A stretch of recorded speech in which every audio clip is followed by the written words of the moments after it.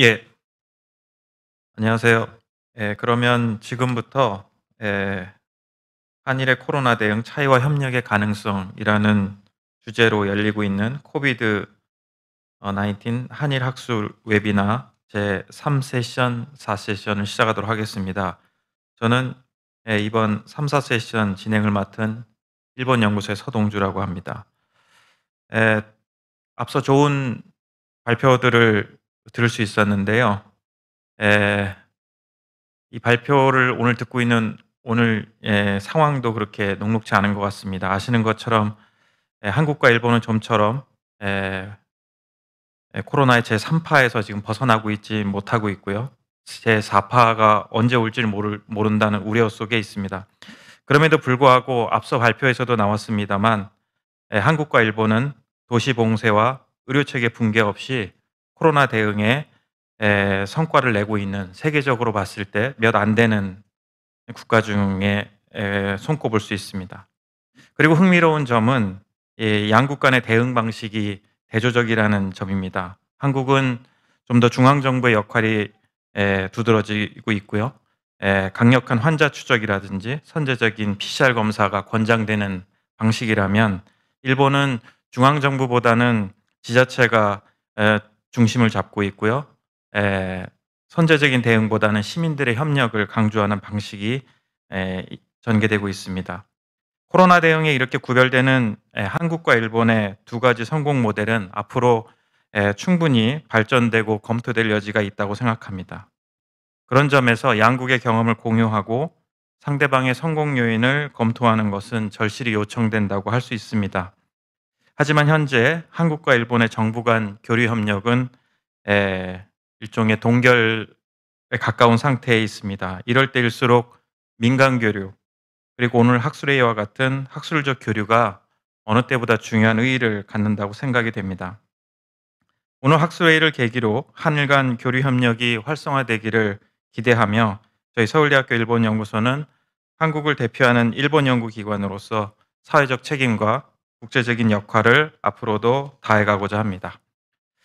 자, 그러면 이런 의미에서 오늘 열리고 있는 뜻깊은 학술회의인데요. 제 3세션으로 들어가도록 하겠습니다. 3세션의 주제는 코로나 방역과 공중위생입니다. 먼저 토미오준 교수님께서 발표를 해 주실 텐데요. 현재 도쿄대학 대학원 의학계 연구과에 재직하고 계십니다. 간단히 소개해 올리면 런던대에서 공중위생학 석사를 하셨고요.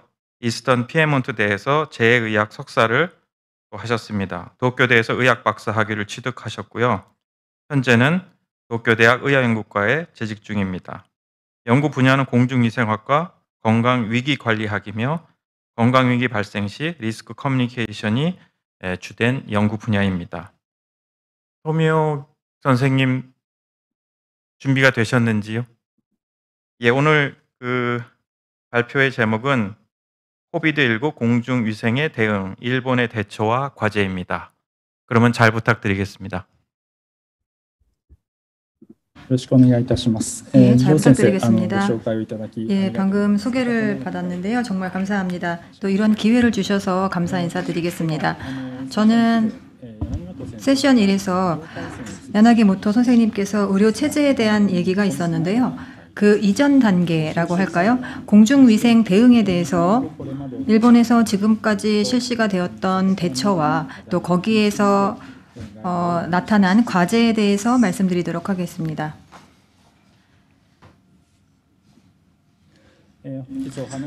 오늘 말씀드릴 내용은 다음과 같습니다.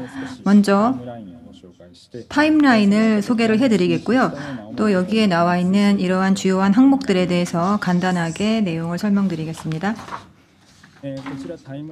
예, 타임라인이 되겠습니다. 왼쪽에 이 세로축에 있는 것이 주 단위의 감염자 숫자 추이가 되겠습니다. 지금까지 소개에서도 있었던 것처럼 일본에서는 3차례 대유행을 경험을 했고, 앞으로 4차례 4번째 유행이 찾아올 수 있을 가능성이 있겠습니다. 감염 확대 처음에는 첫 번째 최초 확진자가 1월 15일에 발견이 되었습니다. 그 이후에 크루즈선 대응 등등이 있었는데요. 여러 가지 역학조사 또 대책본부가 설치가 되기도 하였고 초기 단계의 공중위생에 다양한 조치들이 취해졌습니다. 법 개정을 비롯해서 전국적으로 휴교 요청도 있었습니다. 그리고 1년 전이 되겠는데 도쿄올림픽 패럴림픽이 1년 연기 결정이 된 것도 3월경이 되겠습니다. 또 이 즈음에 역학조사 등에서 밝혀진 그 식견을 바탕으로 해서 밀접, 밀폐, 밀집, 이 3밀 회피라는 메시지도 나오게 되었습니다. 이러한 유행이 안정화되면서 사회생활을 회복시키기 위해서 업종별 가이드라인을 책정을 하였습니다. 그리고 국내 여행에 대한 지원이 이루어지면서 고투 트래블도 시작이 되었습니다. 하지만 그동안 감염 상황이 확대가 되었고 12월에는 고투 트래블 캠페인은 중단이 되었습니다.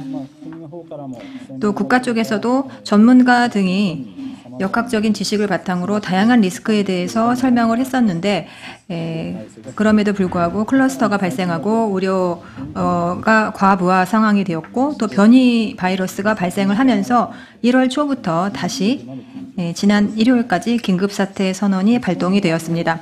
그 이후에도 법률 개정이라든지 또 백신 접종이 의료 관계자들을 대상으로 접종이 시작된 상황이 되겠습니다. 그래서 여기까지가 이제 큰 흐름을 말씀을 드렸고요. 개별적인 대응을 살펴보도록 하겠습니다. 먼저 공중위생 대응의 근거가 되는 법적 틀입니다. 야나기모토 선생님의 말씀에서도 있었던 것처럼 감염증법과 신형 인플루엔자 등 대책 특별조치법, 특조법이라고 불리는 이 두 가지 법이 큰 골자가 됩니다. 이 외에 검역법, 예방접종법 이러한 것들도 크게 관계가 있습니다.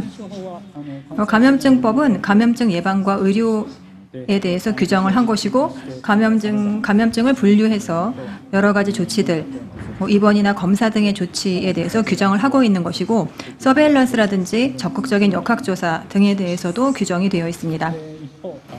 또 한편으로 특조법, 특별조치법인데요.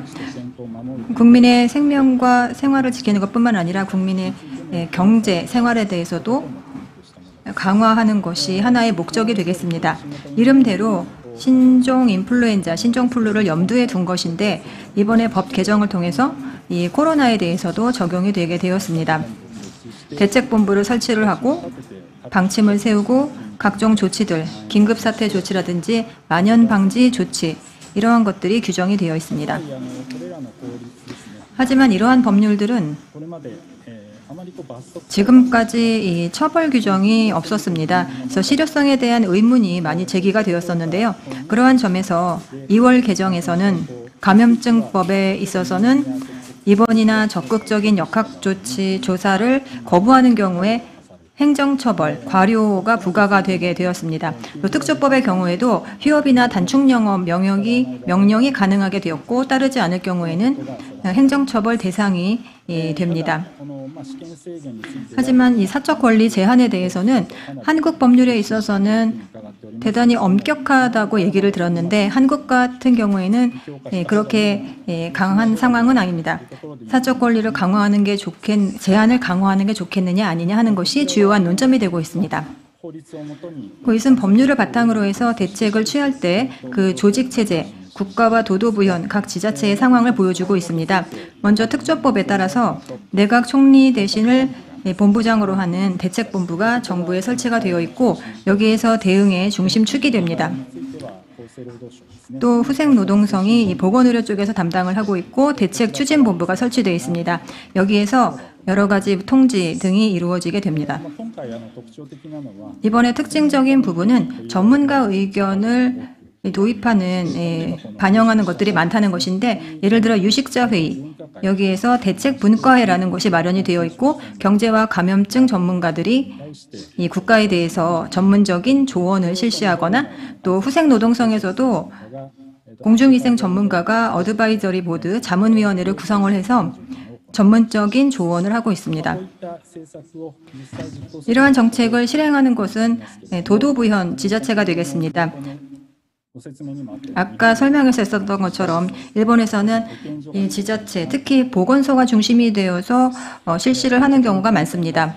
여기에 나와 있는 이러한 형태로 이러한 숫자의 보건소가 있는데요. 큰 도시, 보건소 설치 시라든지 도쿄의 특별구, 23개의 특별구가 있는데 이러한 특별구는 독자적으로 보건소를 설치하고 있습니다. 그래서 국가와 직접 그 정보를 공유하거나 하는 것들도 많이 있습니다. 그래서 국가와 현 그런 지자체, 큰 도시 사이에서 정보의 차이가 발생을 한다거나 하는 것들이 지금까지 그 문제가 되었었습니다. 그래서 2월 개정에서는 법률 개정에서는 이 보건소 설치 시 특별구에 대해서 이 도도부현에도 이 보고가 이루어지도록 그 개정이 이루어졌습니다. 그래서 이러한 부분에 대해서는 효과가 있을 것으로 예상이 되고 있습니다. 그래서 감염증을 파악하는 데 있어서 이 서베일런스는 기본이 되는 것입니다. 신종 코로나는 감염증법에서 지정 감염증으로서 규정이 되었고 전수 보고를 해야 하는 것이었습니다. 지금은 신형 인플루엔자 등 감염증으로 분류가 되어 있고 전수 보고를 해야 합니다. 무증상 등도 포함을 해서 보고를 해야 합니다. 일본의 서베일런스의 시스템 흐름인데요. 기본적으로는 진단한 의사가 여기 있는 것처럼 발생 신고서, 발생원을 서면으로 작성을 해서 보건소에 팩스로 전송을 합니다. 그것을 보건소에서 입력을 해서 국가와 정보 공유를 하게 됩니다. 사실 일반적으로는 보통 잘 기능을 했었는데 이번 코로나처럼 갑자기 한꺼번에 많은 수가 발생을 하게 되면 이 업무량이 대단히 막중해집니다. 커지게 됩니다. 그래서 이 보건소와 의료기관의 부담이 증가를 하게 되었고요. 전수보고, 그러니까 지금까지도 이와 같은 전수보고를 해야 하는 감염증이 많이 있었는데 예를 들어 결핵 같은 경우에 연간 2만 건이었습니다. 근데 코로나는 연간 40만 건 정도 발생을 했기 때문에 업무량이 상당히 많이 늘어난 것으로 보입니다. 좀 이제 다른 얘기긴 한데 서베일런스에서도 좀 특수한 것들이 있습니다. 의심 증상 서베일런스라고 하는 것이 최근에 일본에서 도입이 되었습니다. 이것은 원인 불명의 중증 감염증을 조기에 파악을 하는 것이 목적으로 하는 것입니다. 이와 같은 틀을 만들면서 국내 첫 번째 확진자는 이 의심 증상 서베일런스 시스템으로 파악을 했습니다. 많이 알려지진 않았지만 저는 이것은 조기 발견에 굉장히 유용했다라고 보고 있습니다. 서베일런스로 돌아가 보면 서면으로 이제 정보를 공유하는 것은 한계가 있기 때문에 5월부터 헐시스라고 하는 온라인 시스템이 도입되었습니다. 처음에 여러 가지 문제도 있었는데요. 지금 현재는 전국적으로 도입이 되어 있고 의료기관, 보건소 이러한 곳들에서 이제 입력이 가능하게 되었습니다. 또 자택 요양 중인 환자들도 자신의 증상을 입력을 할 수가 있습니다. 그래서 정보 입력이라든지 정보 공유가 원활해지면서 입원 조정을 신속하게 하고 또 클러스터 대책의 효율성도 높일 수가 있게 되었습니다. 이어서 검사 체제입니다. 아까 좀 말씀을 드렸지만은 검사 캐퍼시티 부족 문제가 있었습니다. 그 이유는 처음에는 검사할 수 있는 그 시설이 제한적이었습니다. 그리고 검사하기까지의 기준, 그러니까 환자의 진단 기준이 대단히 엄격했다는 것입니다. 그래서 검사를 받기가 어려웠던 측면이 있습니다. 그래서 검사를 할 때의 장소를 확보한다거나 또 검체를 채취하는 의료 종사자를 확보하는 것이 충분치 못했다라는 점도 이유였습니다. 이러한 반성에 따라서 서서히 검사하는 대상이 확대가 되어 갔습니다. 검사 기관을 늘린다거나 또 의사의 판단으로 검사를 할 수 있도록 한다거나 하는 것이었습니다. 또 타액이나 비강 등 안전한 검체, 그러니까 보다 안전한 검체 채취가 가능해지면서 의료기관에서도 검사를 비교적 용이하게 할 수 있게 되었습니다. 네, 수는 늘어나고 있지만은 한국에는 아직까지 많이 미치지 못하고 있는 것 같습니다. 또 시설 등에서의 일제 정기적인 검사는 폭넓게 이루어지고 있지는 않고 있습니다. 그래서 계속해서 검사 체제를 확충할 필요가 있을 것 같습니다. 다음으로 적극적 역학조사입니다. 클러스터 대책인데요. 사회적으로도 많이 화제가 된 것이었습니다.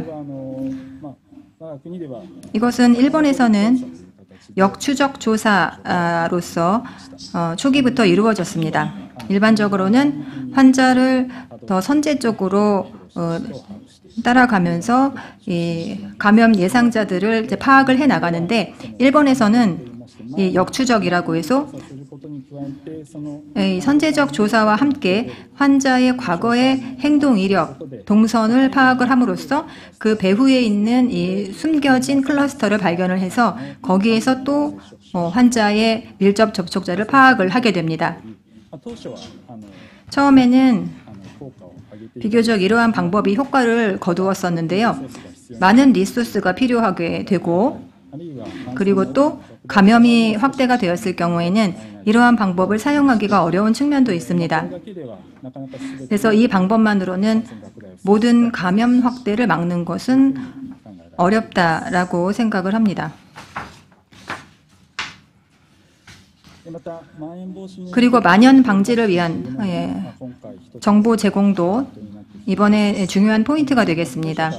처음부터 클러스터 대책 등의 결과를 통해서 감염 위험이 높은 상황이라든지 이런 것들을 알 수가 있었기 때문에 조기에 이 세 가지 산미를 피하자라고 하는 메시지가 정부 전문가 회의에서 이제 나오게 되었고요. 또 알기 쉬운 메시지로서 일본 국민들의 대부분이 이 내용을 이해를 하고 있는 것으로 알고 있습니다. 그리고 WHO도 이 3C라고 해서 이러한 것들을 또 알리고 있습니다. 또 가을까지는 감염 리스크가 높은 5가지 경우라고 해서 또 새로운 메시지를 내놓기도 했습니다. 최근에 감염 확대가 장기화되는 상황에서 이 메시지가 정부 전문가가 생각하는 것만큼 그렇게 많이 받아들여지고 있지는 않는 것 같습니다. 앞으로 장기화되는 상황에서 어떻게 행동 변화를 이끌어낼 것인가, 또 그러한 메시지를 내놓을 수 있을 것인가 하는 것이 중요한 과제가 되겠습니다. 마지막으로 보건의료 스텝의 확보입니다.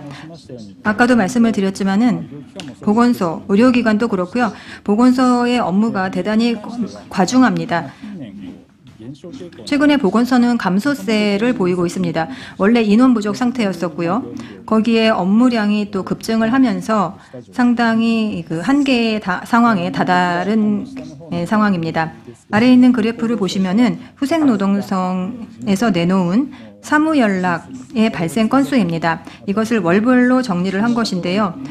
이 코로나에 관한 것만으로도 한 달에 100건 이상의 사무 연락이 지자체나 또 그 의료기관에서 발생을 하고 있어서 여기에 대한 대응은 대단히 그 큰 업무량 증가로 이어질 수가 있는 것입니다.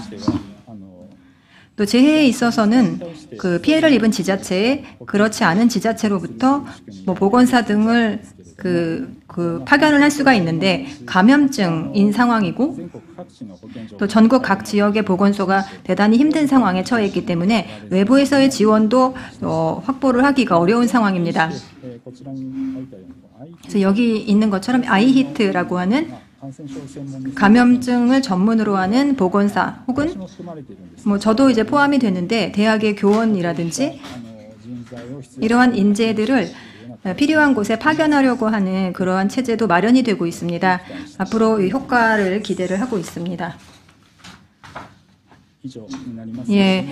그래서 마지막으로 코비드-19에 대해서 일본에서 다양한 조치, 또 법적인 개정을 포함해서 다양한 방안들이 강구가 되었습니다.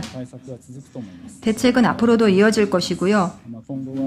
앞으로 백신 전략을 포함을 해서 계속적으로 평가를 하고 또 계획을 입안하고 실천해 나가는 이러한 프로세스를 기능하도록 하는 것이 중요하겠습니다. 이번에 이런 기회를 또 말씀드릴 기회를 얻었는데 한일 양국의 노력, 한국에서 배워야 할 부분들도 많이 있을 것 같습니다. 그러한 것들을 상호 평가함으로써 앞으로 포스트 코로나에 있어서도 공중위생에 대한 대응을 더욱더 능력을 향상시켜 나갈 수 있을 것으로 기대를 합니다.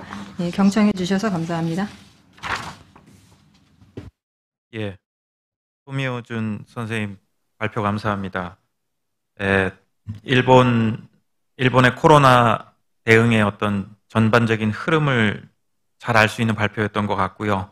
그 안에 이제 전개되었던 체제라든지 방식, 그 다음에 상황의 변화에 따라서 지금 어떠한 것들이 쟁점이 되고 있는지 잘 짚어주신 것 같습니다.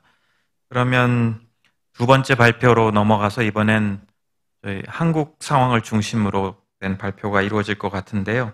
두 번째 발표는 서울대학교 보건대학원의 백도명 교수님이십니다. 지금 잠깐 소개 올리면요. 서울대학교 의과대학을 졸업하고 하버드대학 보건대학에서 의학 박사 학위를 취득하셨습니다. 한국산업안전공단을 거쳐 1992년 서울대 보건대학원 교수로 부임하셨고요. 이후 WHO 국제보건기구 자문위원, 원진 노동환경건강연구소장, 서울대학교 보건대학원장 등을 역임하셨습니다. 직업성 및 환경성 질환, 호흡생리 및 천식, 직업안전보건관리가 주요 연구 분야입니다. 오늘 발표의 제목은 Access and Deficit in the Total Deaths from COVID-19 in South Korea 이렇게 되어 있는데요. 한국어로 해주실 거죠? 예. 아마 굉장히 유익한 내용들이 많이 있을 것 같습니다. 앞으로 또 발표 이후에 두 분의 토론도 기대가 되는데요. 그러면 백도명 교수님 발표 부탁드리겠습니다. 예, 지금 소개받은 서울대 보건대학원의 백도명입니다. 우선은 하여튼 이런 자리를 마련해 주셔서 일본으로부터 어떤 많은 경험을 들을 수 있고 또 저희를 다시 한번 돌아볼 수 있게 하는 그런 계기가 되는 심포지움을 열어주신 일본 연구소 분들께 감사드립니다. 또 지금 일본 측에 도미오 준 선생님을 비롯해서 발표자분들의 그 정보가 상당히 도움이 된다고 우선 말씀드리겠습니다. 저희는 한국이 코로나19에 대한 나름대로 선방을 했다는 평가가 있지만 좀 더 비판적인 시각에서 저희 한국에 있어서의 코로나19 대응이 어땠는지를 하는 것을 돌아보고자 했습니다. 그래서 초과 사망이 한국에 있었는지, 있다면은 어디에, 언제, 어떻게 있었는지 하는 것들을 봉으로 해서 한국에서의 대응의 전반적인 이거를 평가하고자 했고요. 또 일견 나름대로 적절하게 대응했던 면도 있습니다. 일본과 비교했을 때 좀 차이점들이 있는데 그런 건 나중에 저희들이 토론을 하면서 다시 한번 말씀드리도록 하겠습니다. 이 자료를 모으고 분석을 해주신 우리 저희 연구실의 박혜민 선생님께서 보고 말씀드린 내용은 슬라이드를 통해서 말씀드리도록 하겠습니다.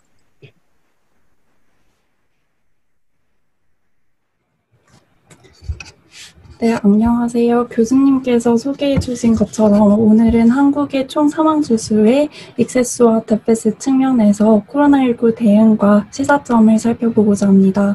해당 연구는 백도명 교수님과 조경희 선생님과 함께 진행되었고 오늘 논의드릴 내용은 저희가 연구를 하면서 함께 논의한 내용을 바탕으로 말씀드리도록 하겠습니다. 우선 한국의 상황에 대해서 설명을 드리자면 앞서 말씀해 주신 바와 같이 세 번째 웨이브를 겪고 있고 지난 11월부터 현재까지 진행 중에 있습니다. 1월 20일에 첫 번째 확진자가 발생함에 따라서 위기경보 단계가 간심에서 주의로 격상하였고 2월 23일에는 심각 단계로 격상을 하면서 범정부적 대응과 중앙재난안전대책본부를 운영을 해왔습니다. 따라서 저희는 첫 번째와 두 번째 피크를 포함하고 있는 총 43주차까지를 연구 기간으로 설정을 하고 세 부분으로 나누어서 시기별로 나누어서 초과 사망자를 확인해 보고자 하였습니다. 특히 첫 번째 피리어드 같은 경우에는 지도에 보시는 바와 같이 여기 붉은색 부분에 있는 대구와 경북 지역에 확진자가 집중되어 있던 시기인데요. 이때 인구 10만 명당 280.7명 정도의 인터벌 인시던스를 확인할 수 있었습니다. 두 번째 피리어드 같은 경우는 상대적으로 안정되었던 시기이고 세 번째 경우에는 두 번째 피크가 있었던 시기로 수도권을 중심으로 전국적으로 확진자가 발생되었습니다. 오른쪽의 지도에서 보시는 바와 같이 한국은 남색의 수도권 지역과 옥색의 비수도권 지역으로 나뉘어 볼 수 있고 이후에 필요시에는 수도권과 비수도권 지역을 나뉘어서 설명을 해드릴 수 있도록 하겠습니다. 우선 방역 지침은 재생산 감염 지수를 뜻하는 RT 값을 줄이는 것을 목표로 합니다. 이는 감염성을 줄이거나 노출 기간을 줄임으로써 행해질 수 있는데요. 비말을 많이 발생시키는 활동 또는 이를 제거하기 위한 환기 그리고 밀집도 등이 이제 감염성을 줄이는 데에 요소로 있습니다. 이는 사회적 거리두기에 따라서 대응 지침이 마련될 수 있고 듀레이션 같은 경우는 확진자가 발생했을 때 다른 분들에게 감염시키는 기간을 줄이는 것을 의미를 하는데요. 일단 무증상 감염인 경우나 아니면 경증 환자를 관리하는 것이 이에 해당합니다. 특히 피리어드 1에서 대구 경북 지역에 확진자가 집중되어 있던 시기에는 드라이브-스루 테스팅이나 모바일 컨택트 트레이싱을 통해서 확진자를 빠르게 많이 확인할 수 있도록 하였고 또한 트라이어지 시스템으로 인해서 경증 환자들은 기존의 시설을 활용한 생활치료센터에서 치료를 받을 수 있도록 하였고 중증 환자는 음압병실에서 치료를 받을 수 있도록 하였습니다. 조금 전에 설명드린 것처럼 인펙티비티를 낮출 수 있는 방법으로 사회적 거리두기가 지금까지 진행해왔고 그 의미는 계속해서 변해왔습니다. 특히 대구 경북 지역에 확진자가 집중되어 있던 시기에는 강화된 사회적 거리두기를 통해서 대응을 하였고 7월 초부터는 이제 지역 내에서 관할별로 상황에 따라서 유연하게 사회적 거리두기 단계를 조정할 수 있도록 하였습니다. 이러한 사회적 거리두기에 대한 참여는 시민의 참여뿐만 아니라 마스크 착용 이런 것들이 중요하게 되는데요. 이는 서로 간의 신뢰가 있어야 가능했었습니다. 또한 사회적 거리두기로 인해서 많은 취약계층에서 피해가 발생하기도 하였는데요. 특히 이게 특정 계층에게 몰리지 않았는지 정책의 실효성 등에 대해서도 코로나가 지속되는 상황에서 검토해 볼 수 있어야 한다고 생각합니다. 네, 그래서 앞서 말씀드린 것처럼 팬데믹에서 정부 차원의 대응과 개인 차원의 방역 참여가 이루어져 왔고 코로나 이후에 변화된 여러 요인들이 우리 사회에서 다양한 모습으로 영향을 끼쳤습니다. 초과 사망이란 기존에 있었던 사망자 수의 추세를 예측을 해서 그 특정 시기에 관찰되는 사망자 수와 비교를 하는 것으로 코로나19 이후에 한국의 사망자 수에 어떠한 변화가 있었는지 살펴봄으로써 조금 더 그 영향을 포괄적으로 살펴볼 수 있습니다. 특히 초과 사망에 있어서는 코로나19로 인한 직접적인 사망도 있을 수 있지만 그렇지 않은 원인들로 인해서 간접적인 영향이 있을 수도 있습니다. 기존의 사망자 수를 미리 예측해보기 위해서 저희는 2015년부터 19년 데이터를 이용을 해서 성별, 연령별, 지역별로 나뉘어서 베이스라인을 예측했습니다.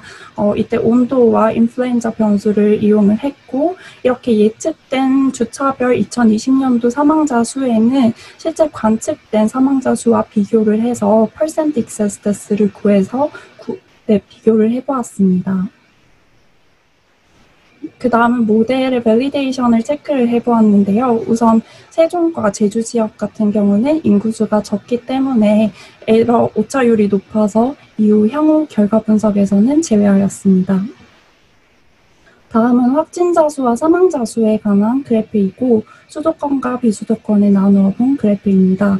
조금 전에 말씀드린 것처럼 비수도권, 특히 대구 경북 지역에 첫 번째 시기에 집중되어 있었던 시기와 그 다음에 세 세 번째 시기인 두 번째 피크에서는 수도권 중심으로 전국적으로 확진자가 발생했습니다.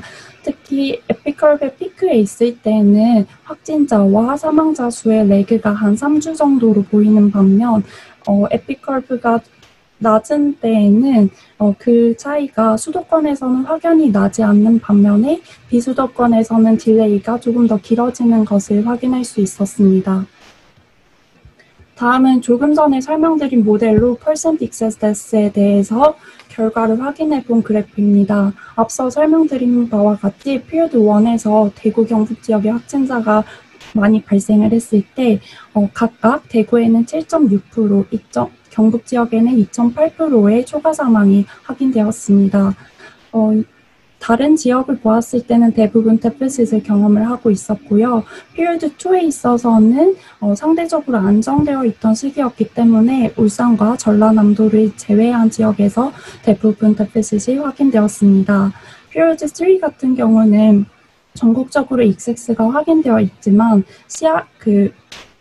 신뢰 구간을 확인해 보았을 때는 이게 non-significant한 결과였음을 확인할 수 있었습니다. 네, 다음 그래프는 이제 예측된, 점선으로 보이시는 예측된 사망자 수와 실제 관측된 사망자 수를 대구와 한국을 중심으로 나타내 본 그래프입니다. 앞서 말씀드린 것과 같이 대구 지역에서 7.6% 정도의 초과 사망이 확인이 되었고, 특히 이 시기에 있어서 58%는 코로나로 인한 사망이었지만 42%는 그렇지 않은 원인으로 인한 사망이 확인되었습니다.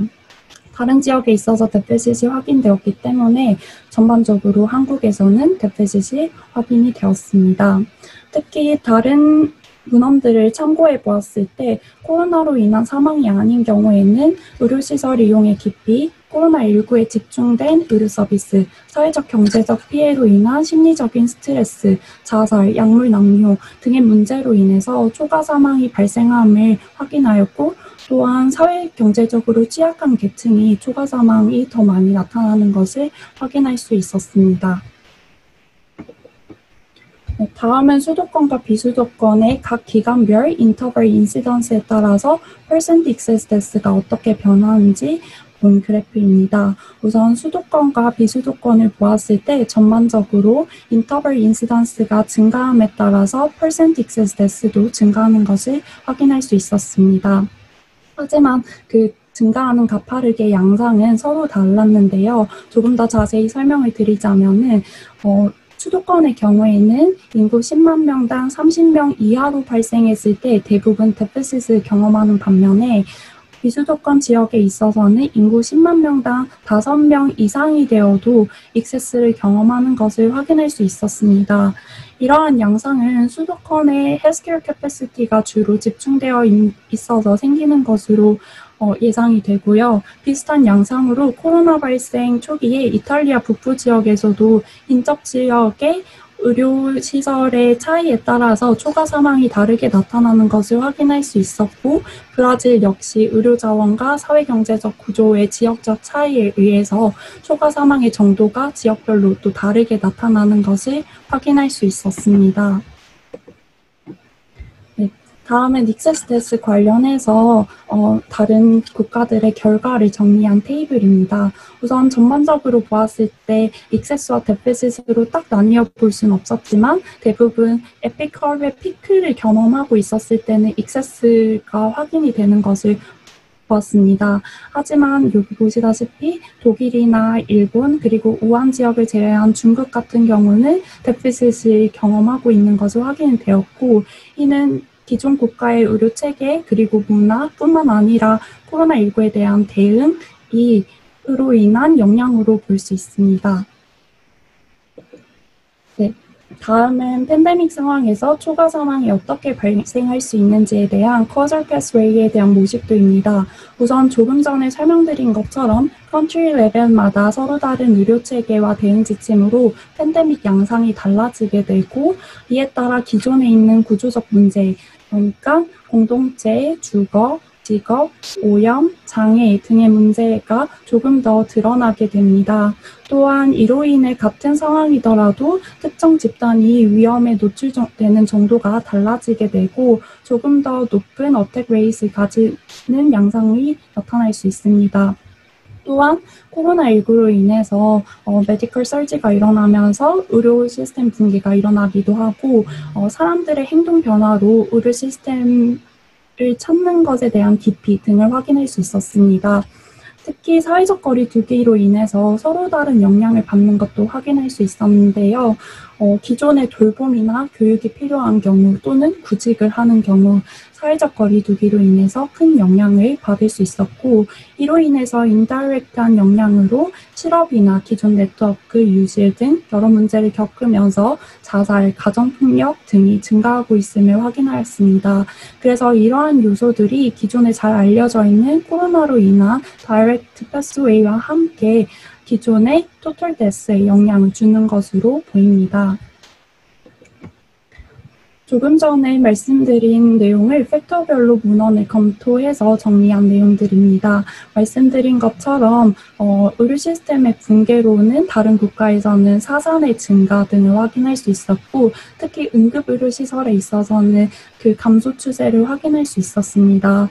사회적 거리두기로 인해서 프로텍티브한 이펙트로 인플루엔자가 감소하거나 아니면은 모빌리티나 트래픽 액시던트의 감소를 확인할 수 있었는데요. 일본 연구에 있어서 젊은 여성층들의 자살의 증가 등을 확인할 수 있었습니다. 한국의 2020년도 월간 자살 통계를 보았을 때도 지난 5년 추세의 평균에 비해서 여성에서 자살 인구가 높아진 것을 확인할 수 있었습니다. 다음은 스트럭처럴 리스크에 해당하는 부분입니다. 보시다시피 거주 밀집도가 높은 곳일수록 그리고 사회 경제적으로 취약한 계층일수록 그 익세스 모탈리티의 영향이 더 큰 것을 확인할 수 있었습니다. 뿐만 아니라 직업에 있어서도 택배나 배달업에 종사하시는 필수 인력에 대한 안전 문제에 대해서도 고려해 볼 수 있어야 되는데요. 특히 한국의 경우에는 2020년도에 있어서 이륜차 사망자 수가 증가하고 있음을 확인하였습니다. 이처럼 사회적 거리 두기로 인해서 비대면 교류가 증가하고 있고 이로 인해서 특정 인력에게 과도한 업무와 위험이 부과되고 있는지 확인해 볼 수 있어야 되고 아프면 쉴 수 있는 환경이 될 수 있도록 검토해 볼 수 있어야 한다고 생각합니다. 네, 그래서 제가 지금까지 말씀드린 내용을 간단하게 요약을 해보자면 한국은 첫 번째 시기에 있어서 대구와 경북 지역의 초과 사망을 확인할 수 있었고 세 번째 시기에 있어서도 초과 사망을 대부분 확인할 수 있었지만 그 결과는 non-significant 했습니다. 또한 앞서 말씀드린 여러 요인들이 한국의 초과 사망에 관여할 수 있는 것을 살펴보았고요. 한국은 다른 국가와 같이 이주 노동자, 성소수자, 그리고 정체성에 혼란이 있는 청년들에 대한 집단 발생이 발생하면서 기존에 있던 차별과 혐오가 조금 더 심화된 것을 확인할 수 있었습니다. 따라서 이러한 것들에 대해서 함께 고민해 보아야 하고 코로나 대응 방안에 있어서도 이들에 대한 차별과 혐오가 없는지 검토해 볼 수 있어야 합니다. 이러한 점에서 또한 한국은 코로나가 지속되고 있는 상황에서 지금까지 유연하게 대응은 해왔지만 진행해온 대응 지침을 다시 검토해 볼 수 있어야 하고 그 속에 차별과 불평등 문제가 있다면은 어떻게 해결해 나갈지에 대해서도 고민해 볼 수 있어야 한다고 생각합니다. 네, 다음은 발표에 참고한 참고 문헌이고 지금까지 경청해 주셔서 감사합니다. 예, 대단히 흥미로운 발표였던 것 같습니다. 저희가 한국이 나름 코로나 대응에 선방하고 있다는 얘기를 많이 하는데요. 그러면서 놓치기 쉬운 사회 내부의 차별과 불평등의 문제를 굉장히 실증적으로 오늘 잘 확인해 주신 것 같고요. 역시 그 초과 사망이라는 개념을 통해서 저희가 뭐 지역, 직업 내지는 계층에 따라서 코로나를 받아들이는 그 양상이 다르다라는 것은 알고 있었는데요. 이 초과 사망이라는 개념을 갖고 보니까 역시 수도권과 지방의 어떤 격차, 지방 같은 경우는 환자 수가 적더라도 초과 사망의 정도가 높은 그런 어떤 안타까운 현실을 한번 확인했던 것 같습니다. 그러면 이제 이 분야의 전문가이신 한국과 일본의 연구자 간의 질의응답과 대화를 이어가도록 하겠습니다. 그럼 먼저 토미오 선생님 뭔가 질문과 코멘트가 있으시면 먼저 말씀해 주시면 좋겠습니다. 부탁드리겠습니다. ありがとうございます。 예, 감사합니다. ペク先生、パク先生ですね。 백 선생님 그리고 박 선생님 초과 사망에 대해서 굉장히 상세한 분석을 해주셔서 대단히 많은 도움이 되었습니다. 감사합니다. 일본에서도요, 초과 사망에 대해서 선생님들께서도 인용하신 부분도 있었는데 몇몇 연구가 지금 진행이 되고 있습니다. 이러한 초과 사망을 연구로 그리고 결과로서 이렇게 내주신다는 점에 대해서 한 가지 이것을 정책 혹은 커뮤니케이션, 리스크 커뮤니케이션 이런 곳에 어떻게 활용을 하고 계신지 실제로 그리고 혹은 또 그런 예정이신지 뭔가 전략이나 이런 것이 있으면은 좀 나누어 주시면은 도움이 되겠습니다. 예, 감사합니다. 그러면 어떻게 백도명 선생님께서 답변을 해 주실까요? 아니면 발표를? 예, 제가 어떤 답변을 하면서 예. 잠깐 또 저희 이 생각도 말씀드리도록 예. 하겠습니다. 부탁드리겠습니다. 예. 저희가 이제 주로 확인할 수 있었던 거는 보건의료 체계가 코로나로 인해서 와해될 수 있구나라고 하는 것을 확인을 했고, 그것이 맨 처음 첫 번째 피크에서는 대구라고 하는 그런 지역이었지만, 코로나 진단이 된 사망자 이외에도 코로나로 진단되지 않았지만 그 초과 사망자가 확실하게 있다는 것을 확인할 수가 있었으며 또 그런 초과 사망이 이 지방일수록 더 많다라고 하는 것을 확인할 수가 있었습니다. 그래서 결국은 이 감염증에 대한 보건의료 대책도 중요하지만 전체적인 보건의료 대책이 그 모든 그 건강 상태에 대한 것을 같이 고려하면서 진행해야 되고 특히 이 보건의료 시스템이 취약한 지방에서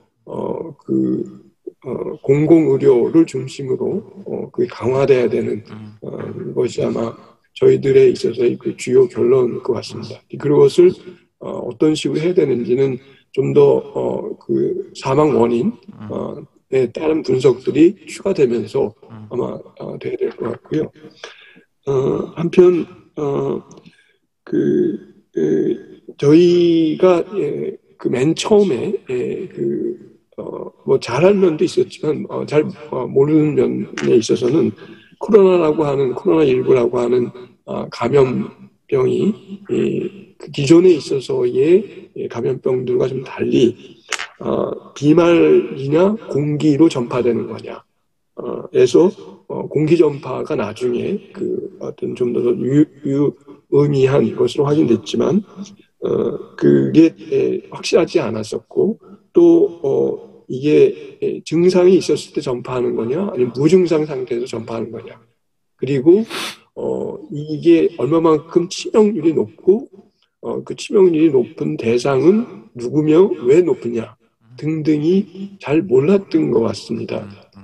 그러면서 그것에 대해서 잘 모르는 상황에서 좀 더 유연하게 대하려고 그래서 그 검사 수나 내지는 그 생활치료센터의 그 확대를 최대한 하려고 했었던 것이 좀 도움이 되지 않았나라는 그런 생각이 드는데요.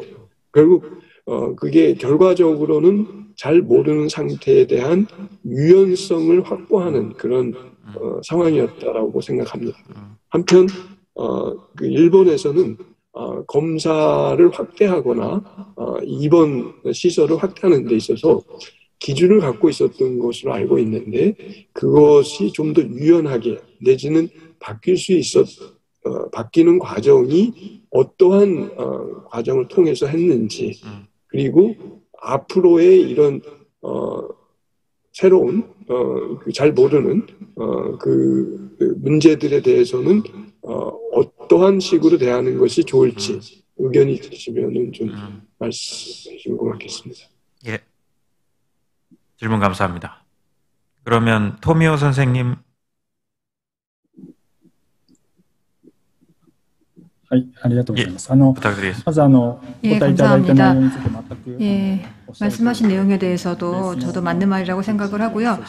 베이스가 되는 지역 의료, 또 어떤 일이 발생했을 때 유연하게 대응할 수 있는 캐퍼시티를 확보하는 것이 대단히 공중위생에 있어서는 중요하다고 생각합니다.